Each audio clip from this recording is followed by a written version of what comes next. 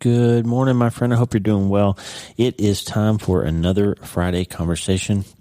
We recorded this a couple of weeks ago, actually, on a Friday, but today is, when you hear this, it's going to be the 30th of December, and I hope you had an amazing Christmas. We had a cold week leading up to Christmas, a minus 15, 20 degrees below zero, 45 under zero, wind chills. It was a crazy time, but it was warmer on Christmas Day, and I just pray that you and your family are well. We've had just some incredible people on the podcast for these Friday conversations, and today is no exception. Lisa and I were in A to Z Books, a used bookstore in North Platte, Nebraska with Tata one Saturday a few months ago, and Lisa kind of drew in her breath and said, "Wow, this is Jay Wellons." And I said, "Jay Wellons, what do you mean?" And she held up a book, and my friend Jay Wellons, who's a pediatric neurosurgeon that we knew from our time back in Auburn when he was at the University of Alabama, has written a book, and it's there on the shelf in A to Z Books in North Platte. Shocking that we found his book and didn't know he was a writer, but it turns out Jay is an incredible writer. He's written for the New York Times and has trained as a writer at Ole Miss when he was a college student. I had no idea that he was writing books. And he has written a memoir, All That Moves Us, a pediatric neurosurgeon, his young patients, and their stories of grace and resilience. Jay's the chief of pediatric neurosurgery at Vanderbilt, and he's one of the leading fetal surgeons in the United States and really in the world. Fetal surgery, of course, is the ability that we have now through the incredible advances in obstetrics and neurosurgery and anesthesia and cardiac care to open the womb and operate on babies before they're born and then let them complete the pregnancy when they have birth defects like spina bifida that could be improved and has been shown now to be significantly improved outcomes by having fetal surgery. So Jay's this incredible guy. He's very kind to me. When I was a surgeon there in Alabama, we sent patients to them when we had a kid that was really sick that we couldn't take care of in Auburn for some reason, or several times I had emergency surgeries I had to perform on young children, and we didn't have a pediatric ICU, so we would try to stabilize the child and then fly them to UAB, and Jay would take care of them.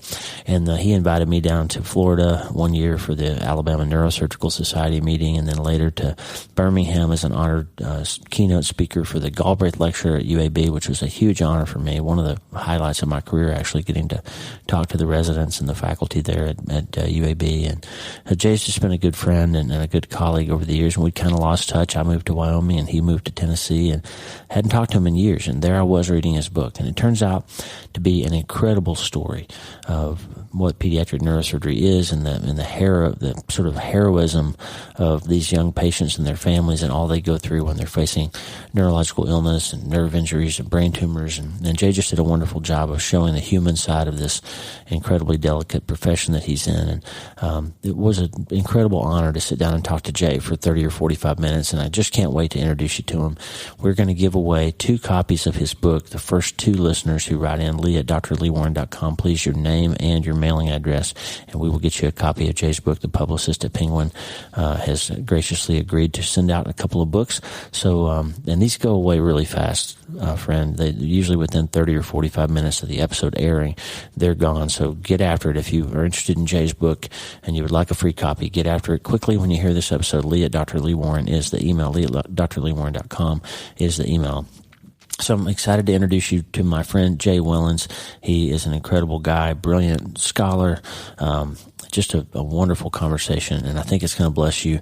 And I hope that you find something in this conversation and in his book that will be helpful to you and inspiring to you like it has been for me. Listen, you can't change your life until you change your mind. Jay's going to give you some stories that might change your mind about what it means to deal with illness and adversity and meet it and face it with grace and resilience. And as always, Lisa's going to tell us first that we can start today. Hey, are you ready to change your life? If the answer is yes, there's only one rule. You have to change your mind first. And my friend, there's a place where the neuroscience of how your mind works smashes together with faith and everything starts to make sense. That place is called self-brain surgery. You can learn it, and it will help you become healthier, feel better, and be happier. And the good news is you can start today. Thanks, Lisa. Hey, so glad to have you listening today. I'm Dr. Lee Warren, and I live in Nebraska in the United States of America with my incredible wife, Lisa, my father-in-law, Tata, and the super pups, Harvey and Lewis. I'm a neurosurgeon and an author, and I'm here to help you harness neuroscience, the power of your brain, faith, the power of your spirit, and good old common sense to help you lead a healthier, better, happier life. Listen, friend, you can't change your life until you change your mind, and I'm here to help you learn the art of self-brain surgery to get it done. If you like the show, please subscribe so you never miss an episode, and tell your friends about it. If you tell 2 or 3 friends this podcast was helpful to you, imagine how much good we can all do around the world together. I'm Dr. Lee Warren, and I'm here to help you change your mind so you can change your life. Let's get after it. Well, friend, we're back, and I am so excited to introduce you to an old friend of mine, a first-time guest on the podcast, a brilliant writer and pediatric neurosurgeon, Dr. Jay Wellons. Welcome to the show, Jay. Thank you, Lee. I'm so excited to be here. And it's also great to catch back up with you. It's been way too long, man. It's been a long time. You were at UAB in Birmingham when I was in Auburn, and saved some kids' lives that I sent to you, and just always appreciated getting to work with you, and good to see your face, man. Gotcha. And we had some good times at the old Neurosurgery Society of Alabama meeting, I remember. And and Galbraith and all that good stuff. So yeah, that was a great honor. Still one of the greatest honors of my career. You invited me to come up and give the Galbraith lecture at UAB and talk about my time in Iraq. And that was I don't know if I ever properly thanked you for that. It was a big honor for me. Thank you.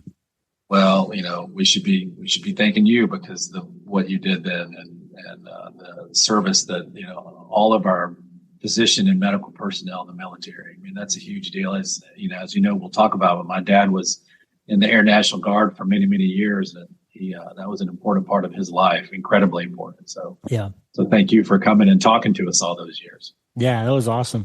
Hey, listen, you like me, as a neurosurgeon, you deal with some delicate and hard things. And I think you came to, at some point in your life, expressing some of those emotional traumas almost that you face through writing. Like, talk to me for a second about how you came to write and what this journey was for you about becoming a writer who also is a neurosurgeon. It's not a very common thing that a few of us have it. Well, my way back background is that I was an English major at the University of Mississippi at the Center for Southern Writing. And so I had the opportunity at the time to be taught by some really incredible Southern writers. Barry Hanna's one, Ellen Douglas is the other. And so I had this kind of crazy concept that I was going to go to medical school and be a primary care doctor and go back to South Mississippi and, be a important part of my, community and get paid in chickens and produce and, round in the nursing home and deliver the babies and, all of it. And I just, and I thought that I would, through that, kind of learn the human condition and be able to write about it at some point in my career. And wow. So it was kind of seeded back then. But then, you get in the anatomy lab and you see the brachial plexus and the beauty of the brain, and you start working with people that you can try to help pull over the edge. And I mean, the siren call, and all of a sudden you lay that down, you lay your other dream down at the altar of, neurosurgery, and then you move into this new world. And so, just for years and years and years, like you just experience it. I had a kind of existential threat, so to speak, that basically took me from, warp 9 to bed rest. And it was I had a tumor in my kind of top of my leg, pelvis. And I was, program director and vice chair of this and head of this research and head of the division and all these things. And all of a sudden you go from warp 9 to bed rest, and you're like, what do I do? Yeah. So it was, after we were fortunate enough for it not to be a malignant situation, it was resected. But I did kind of have to learn how to walk again, and I had to get everything to heal up. And so there's only so much Netflix you can watch, there's really, and it was my sister, Sarah, who I call the ultimate enabler. I mean that in a good sense. Yeah. She's the one that said, all these stories that you've been telling us, you got to start writing these things down. And I come from a family of storytellers. I mean, most people in Mississippi are storytellers, honestly, say hello in less than 5 minutes. but that's what I did. So that's kind of how it all started. That's another thing we have in common. I'm from a town in Oklahoma of 2,000 people, and I thought I was going to be a family practice doctor too. And what happened to me was I got to third year of medical school, and my first rotation was family practice, and I hated it. Like I couldn't keep my attention span long enough to let Mrs. Jones tell me about her diabetes for 30 years. It was just too much. I remember those rotations too. I don't know. It's what I saw in my hometown, and I think, my father really wanted me to be a doctor. He had wanted to be a doctor. So I had to go through kind of that. I want to do this because I want to do it, not because somebody else wants me to do it. That was one of the most important things, because I didn't want to commit myself to a life of something that somebody else wanted me to do, and I had this, as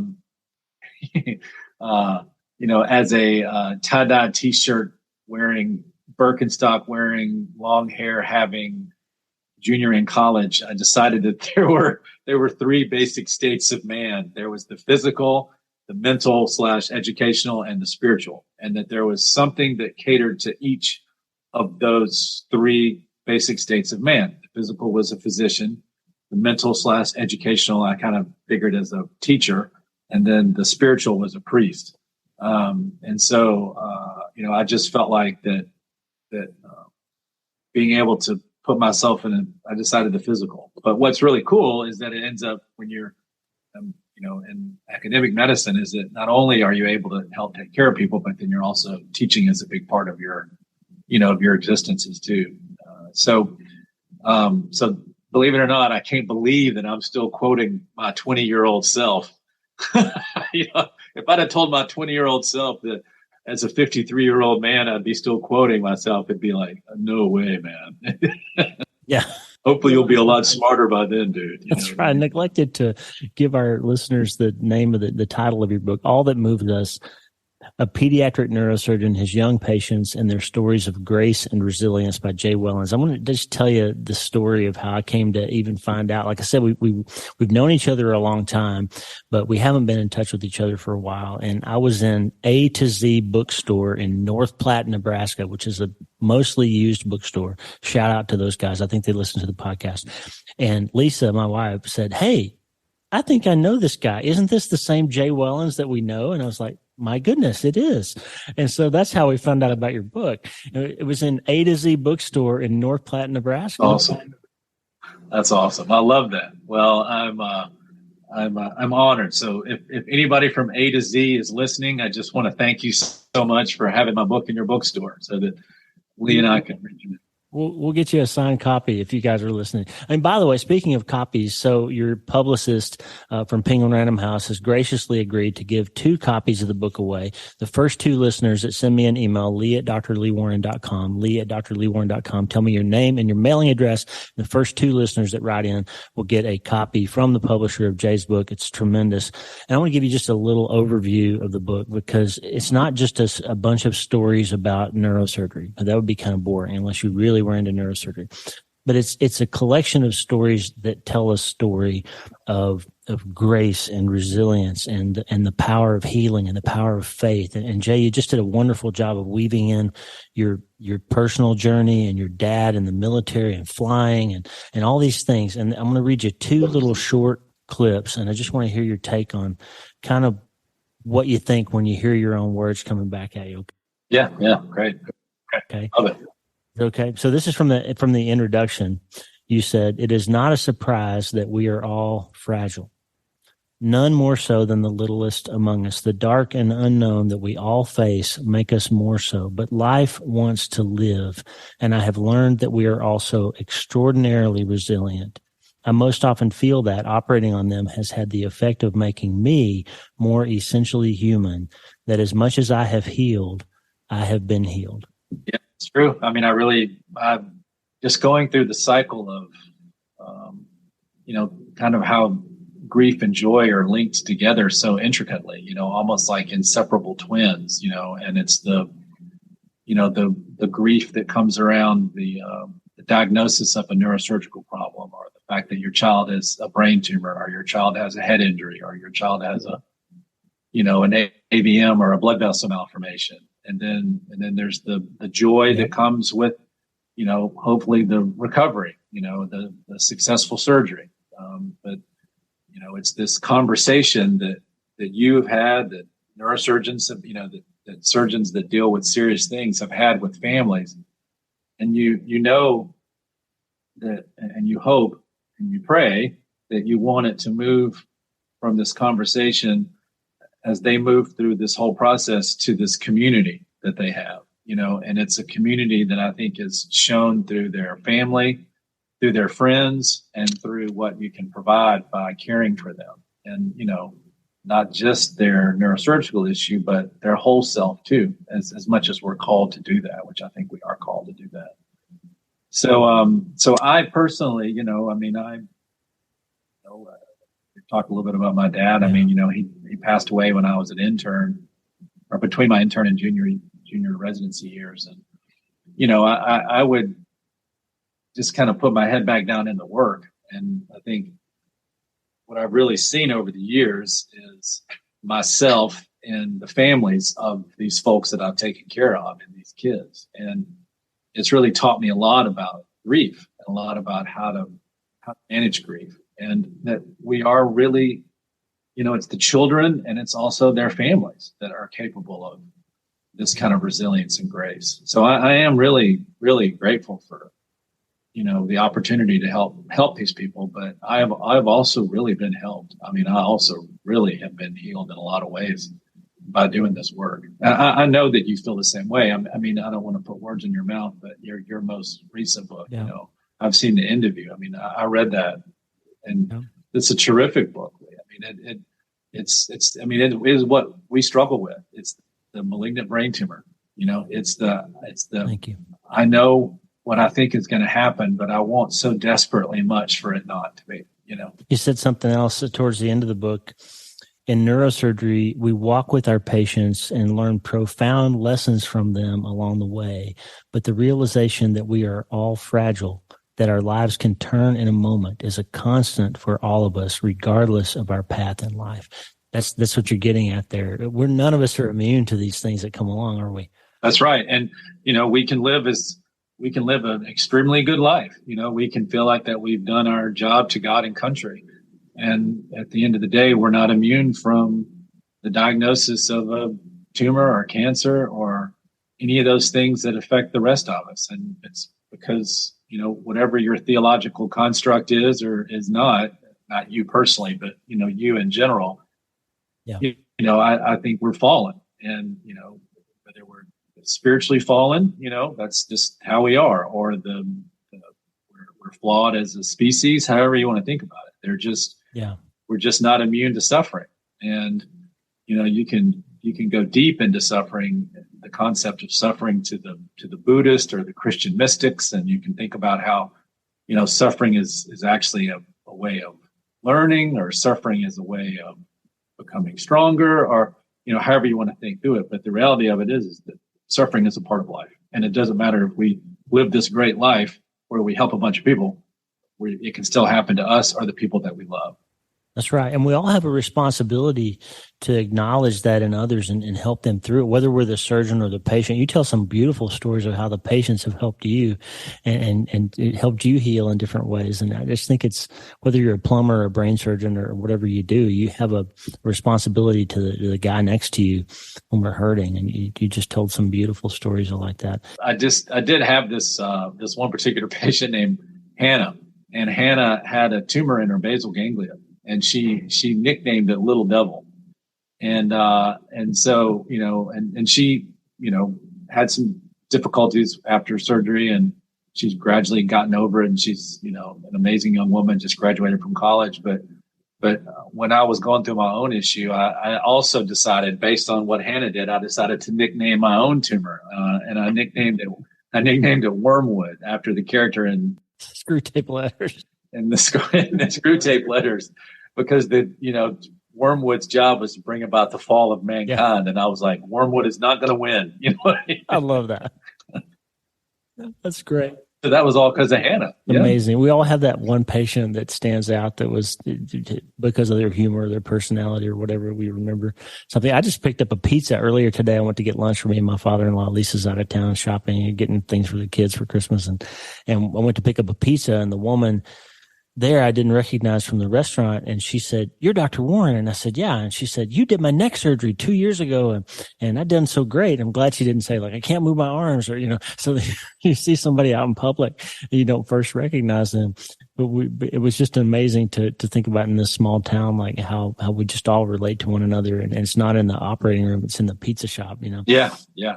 Lee, I have to tell you, I had an amazing thing happen, on Wednesday. And that is I, was contacted by a now adult who I did a Chiari decompression on, who did well as a child. He was 10 when I saw him, and he and his wife needed to have a fetal consult done, and everything ended up being fine. But the opportunity for me to see him literally 15 years later, he's 25, 26. That was amazing, and to look at his face and be like, oh, I can totally see him as that little 10-year-old kid that I operated on. That is a wonderful thing to be able to have that connection with our patients. That's right. To enjoy the joy part, because the joy part's important. Not just the stress and the delicacy, but the human life later. That's amazing. Tell us about how you became a pediatric neurosurgeon, right? So there's neurosurgery, and we're all these alpha males and alpha women and we're these strong personalities, and then there's a subset of us, very small subset of us, that choose to apply that training and specialty to the smallest and weakest and most vulnerable among us. And you and Jerry Grant and people like that have my highest respect, because I don't know if I could do the work that you do, brother. Like, talk about how'd you get there? Well, I mean, for me, I had, in medical school in Mississippi, I had a wonderful mentor, Dr. Richard Miller. He was a pediatric general surgeon. Yeah. And that I didn't feel called to go into pediatric general surgery, but I really felt like the role that he played he was the only pediatric surgeon in the state of Mississippi. Wow. Think about that for a minute. And so the role that he played was just so important to our entire state. And I liked the way that he interacted with children and the way he interacted with the parents too, with respect, not condescending. And so then I got into neurosurgery at Duke, and you rotate through the different specialties, and I realized I really felt called to take care of kids. I had a wonderful, I had this concept I call bucket line. So this is a great example. I had this pediatric surgeon mentor, at Mississippi, who kind of passed me off on the bucket line, and then I'm at Duke, and then now Tim George, who was my kind of pediatric neurosurgery mentor at Duke. He had such a huge impact on me because I saw how the operations that he did and how technically demanding it was, but how calm, cool, and collected he was under pressure, and how he made everybody around him better versions of themselves, and how he was able to handle the stress of working on children, and how he was inquisitive. And, I just think that a lot of my life has been, liking who I am, but also finding people and saying, I don't think I want to be like that person. I like what that person's doing. And so Tim George had a tremendous impact on me as well. Just, I felt drawn to the field, but then as you feel drawn, and then somebody takes an impact on you, somebody takes an interest in you, then it's like a positive flywheel. It just all of a sudden, before you know it, 25 years later, you've been a pediatric neurosurgeon, Yeah, that's amazing. Yeah, we all have those one individual that sees something in us that pushes us to be better. No, it's just those kind of transformative people in our lives that really, I was fortunate enough to be program director here at Vanderbilt for 5 years, and that was a very meaningful time to be able to have an impact on the residents. And I still do, but just not in a ACGME or a formal role. But I particularly love that part too, to be able to kind of pass that on You've got all these, you think about it, you've got your own bucket line, and then you got all these other bucket lines that are crisscrossing. And it's like this huge tapestry, in reality. Yeah. That's amazing. So of all the stories you tell in your book, Jay, after looking back on your career and we're in the second or third of our career now, probably. Yeah. We're in the last half. Yeah. Anyway. And as you look back on that 20 years or so that you've been practicing, of all the stories that you told, I think my favorites were the peripheral nerve stories. I was so moved by some of them, as we do, carpal tunnel surgery and ulnar nerve surgery, but most adult neurosurgeons don't do a lot of brachial plexus work and a lot of the things that you have to do as a pediatric neurosurgeon. And you told one story that you called the whole miracle. And I want you to just give us a little bit of sense of that, the boy with the nerve injury. And that was just such a beautiful story, and you tied your dad into it, and it was just lovely. So just give us a minute of that. Oh, well, thank you, Lee. Yeah, well, so it is really kind of an amazing story. So Leonard was the young boy who was kind of the star of the point of the story, but he and his father lived in Utah. Yeah. And it was in the middle of the winter, and all of a sudden there was a potbelly stove that basically exploded. They were in the garage trying to stay warm and doing father-son stuff, and a big kind of chunk of the stove kind of went directly into his neck and had a substantial injury. It had a lot of blood, and Dad held pressure, and he somehow got to the ER, and they're in the ER in Utah. They got them to our colleagues at Primary Children's at Utah, and they emergently took him to the operating room, and they fixed the blood vessel with a graft. And, all of it was so fast. And when Leonard finally woke up, they realized he wasn't moving his arm, and likely that he had an injury to his brachial plexus at the same time. And so, sometimes you can wait it out to see if that injury improves. Sometimes you go back, but because of the grafts they sewed in, they thought that it was, best to wait. And then they contacted me, and that's when I met Leonard. So at the time I was in Alabama, and so the family flew there a couple of months later, and there hadn't been much recovery. And so ultimately, took him to the operating room after this discussion, which was so meaningful. And I'll never forget that, I was talking to the dad about surgery, and that, he had this arm that the arm didn't work, but his hand and wrist worked. Yeah.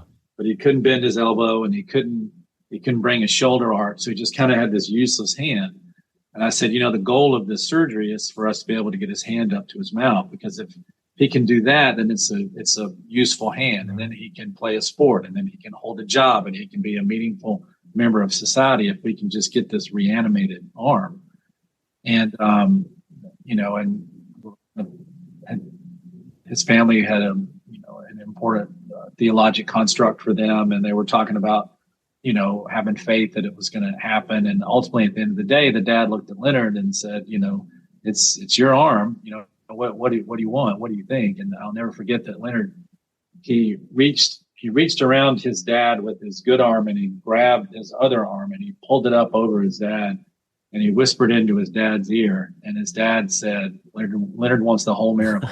And so we said, okay, we're going for it. And so, we did the surgery where we, took one nerve and sewed it into the other, and did it again for one of the other muscles, and sewed it into the other's tiny little suture, like the size of human hair, under the microscope, and got it all finished up, and they were able to go home, and the wound healed up. But it's, as it's not like cutting the cord on a light, where when you rewire it, you put it back in, and the light comes on. It takes months to see.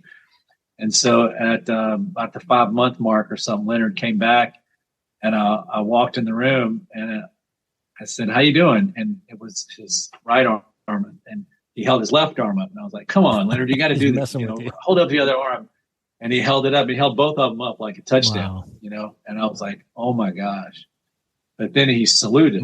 He just saluted. That was just what he did. And part of that story has to do with my dad and his diagnosis with Lou Gehrig's disease, which is a kind of a neurodegenerative disorder that ultimately leads to death. And so I kind of wove the story in there of how when my own father had arm weakness, and how story about how we had kind of flown back and forth a few times for a study, but it was just such a meaningful thing for Leonard to salute me at the end because it was such a moment that reminded me of my dad. Yeah. So it really was the whole miracle for both of us for all of us, really. That's just a little example of the powerful storytelling that you did in this book. And friend, I just can't encourage you highly enough. Jay's just a tremendous writer in the power of these stories to illustrate resilience and the human spirit is remarkable. I can't recommend it highly enough. And Jay, I'm really grateful that you're taking the time to be with us here today. One more thing, you do something. So not only are you a pediatric neurosurgeon, which is a small subset of neurosurgeons, but beyond that, you also do fetal neurosurgery. So you operate on babies that haven't been born yet. And that's a tiny subset of people. I mean, we're like 12 people on the planet that can do that. So talk about that. Like, how's that come about? And tell us maybe a little bit of some of the stories of how fetal neurosurgery works. And most people don't know that you can do that and that people can survive and be born and all that. So just give us a little bit of that world. Well, it's a wondrous thing. I mean, every time I do it, the wonder is still there. I mean, I have to say, and I've had the opportunity to do it now on and off for 10 years. But, basically, as you know, kids can be born with something called spina bifida. Spina bifida is where the spine is bifid at the bottom. And so the spinal cord is exposed. And, folks for a long time tried to figure out if there was a way to help improve these children's outcome. And there were three main centers that all at the same time. UCSF was one, CHOP, Children's Hospital of Philadelphia was one, and Vanderbilt was one. And there were all three different teams that were trying to figure out, well, can we close the spinal cord in utero, in the womb? Does that make a difference? And it wasn't clear if it made a difference, but then it did make a difference in some, but it didn't in others. And then some of the children were born early, but when they were born, maybe their legs worked a little bit better. Maybe they didn't have some of the other developmental or issues with their spinal fluid in their brain backing up called hydrocephalus. And so ultimately, it was about to explode across our field 20 years ago. I mean, I remember it as a resident. Tim George, my mentor, said, "Hey, we're going to start a fetal neurosurgery program." I was like, "That sounds great. Sounds good." And then the next thing was like, actually, no, the NIH has funded it under the context, with the restrictions that no other, but the main three centers do it. And so they funded like $26.7 million trial that was randomized between closing the back, closing the spinal cord after delivery, which is what's typically done, and then doing it as a fetus. And the study was actually halted. And you say, aha. It was halted because there was a problem. And it was like, well, actually, it was halted because the results were so strong towards fetal surgery that it would have been unethical to continue the study. And that is really rare, as you know. Yep. So really, Vanderbilt became one of the places, there was this kind of concept like, okay, nobody else will do it while the study's being done. But now, once it's, what's the role of a center, once the study comes out, and one of the main roles is to teach. And so that was kind of, after Noel had been doing it for 10 years, that's kind of, been doing it for his career, I should say. Then I came in and kind of worked with Noel, but we had a ton of teams come in, over, 5 or 6 years to learn how to do it. And it's not just the surgery, it's the anesthesia, and it's not that the surgery on the fetus, it's opening up, opening up a pregnant uterus, rolling the fetus and then putting it back in. It's not something that's taught in a standard OBGYN residency, right? And the anesthesia for that is very challenging. And, there's a cardiac team in there that has an echo on the fetal heart looking for, abnormalities. And so it's just a pretty substantial enterprise. And so that has been a pretty big part of my career. And we had the opportunity to go to Australia and help them do the very first fetal surgery in that whole part of the world. And it was not just our team doing it, but it was our team kind of enfolding ourselves into their team so that it would be us helping their team do it. And it was an amazing experience. Have they gone on to do those procedures without y'all's help now? Oh yeah, yep. They've done them. They are the main center for all of Australasia. Yeah. I mean, it's been really terrific to see. We also had the opportunity to go to Toronto. University of Toronto is such an amazing children's hospital. Sick kids, I kind of call it the flagship of the fleet. For pediatric neurosurgery. And so we had the opportunity to go up there and help those guys. Those men and women begin their own program. And so, what happens though, Lee, I mean, is that, if Kansas City sends you, 10 patients a year, to do the surgery on because you're a center, and then Kansas City comes and learns how to do it, well, then Kansas is going to do their own patients. Right. Or if Toronto sends you 15 a year, then you teach them, then they're going to do it. And so our case numbers have gone down, but that's what was supposed to happen when the study came out, right? I mean, we still do more than enough to be competent, and our team is good and excellent. And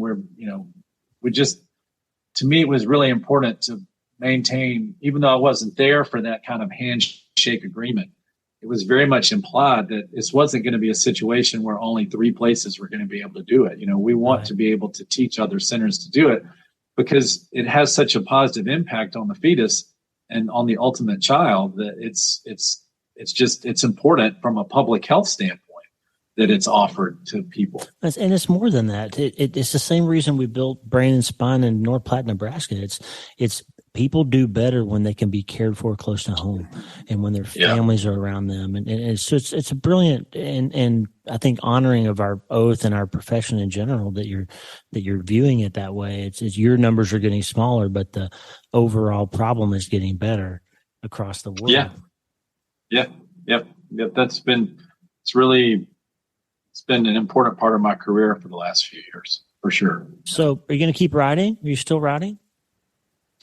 Yeah. I'm actually really jonesing to write right now. I mean, as you know, you can be a neurosurgeon, you can have some administrative responsibilities, and you can write a book. Yep. But it's really hard to be a neurosurgeon, have some administrative responsibility, and want to promote or want to talk about your book and then also write another book. You know what I mean? So I've got lots of things that I've started and just gotten down on paper and not edited. They say you can't edit a blank page, which is very true. Right? You can keep trying though. Yeah. The audiobook, you did a brilliant job with the audiobook, by the way. Oh, thank you. I appreciate that. I almost, I'll tell you a funny story about that. I almost did not do it. Random House sent me a couple of really terrific audio actors, voice actors, and I ended up, thinking, well, maybe I'll do this one, or I don't know, his voice is not quite Southern enough. What should I do? And one of my friends here, she said, you got to do it yourself. And so I thought about it, and I'll tell you this part. So I'm good friends with Brad Paisley because he's a terrific guy. And so I was telling Brad about this, and his wife, Kim, did a wonderful book about her mom's, her mom going through dementia. And it's called Where the Light Comes In. And it's a tremendous book about their experience as a family. And he goes well, Kim did the audio book out here at the studio. And I was like, yeah, well, I'm not, they asked me if I had any experience. I didn't have any experience. They talk about self-editing. He was like, just come out here on Sunday. I'll show you how to do it. Wow. And so I went out there and I put the earphones on for the first time in the studio, and there's all these guitars, and basically he taught me how to, how to self-edit. Like when you read and you make a mistake, you just go back right to the beginning of the sentence and keep reading, and they can edit it out. And I had a couple of exploding P's, and he showed me, he edited it out and cut and pasted it throughout the doc. It was great. And so we sent it off, and the next day bring around, I was like, oh yeah, okay, we want you to do it. Wow. I was coached very well. So did you actually record the book at his studio? Just that one chapter. They had a studio here that they contract with.